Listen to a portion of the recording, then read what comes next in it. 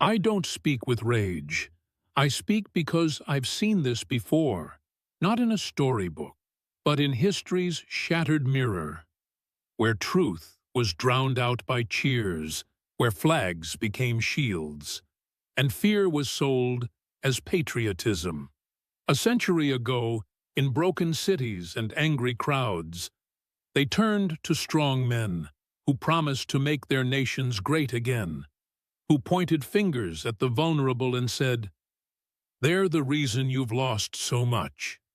The foreigner, the migrant, the leftist, the press." And the people listened. They nodded, and they marched. We called it fascism.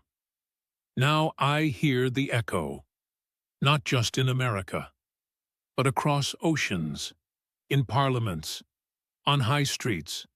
The far right no longer lurks on the fringes. It stands at the podium.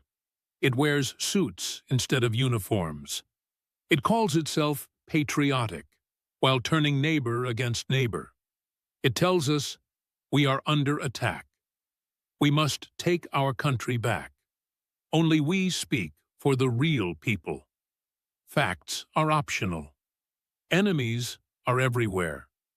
It says this in English, with a polished accent, in the House of Commons, in the papers, on primetime television, and in America, it says it with a red hat. Make America great again. Trumpism is not alone. It is part of a global pattern, a wave of fear, nationalism, and blame, born from economic despair and nurtured by those who offer easy answers to hard lives. It grows in familiar soil, scapegoating, conspiracy, authoritarianism, masked as strength. And many believe it, not because they are evil, but because they are exhausted, because the world changed and they weren't invited. This is how it begins, not with tanks, but with sound bites, with chuckles, with shrugs, when cruelty is called common sense, when bigotry is dressed as telling it like it is, when leaders don't lead, they perform. You are not watching democracy thrive. You are watching it dim. This is not about left or right. It's not about Brexit or Biden. This is about whether we still believe in truth over lies, in law over loyalty, in people over personality cults.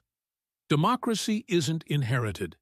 It's defended every day by all of us. Because history doesn't repeat.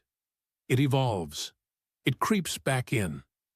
And today, it doesn't wear jackboots. It wears a suit. It holds a microphone. It waves a flag. And it smiles. We must not let the echo become the anthem.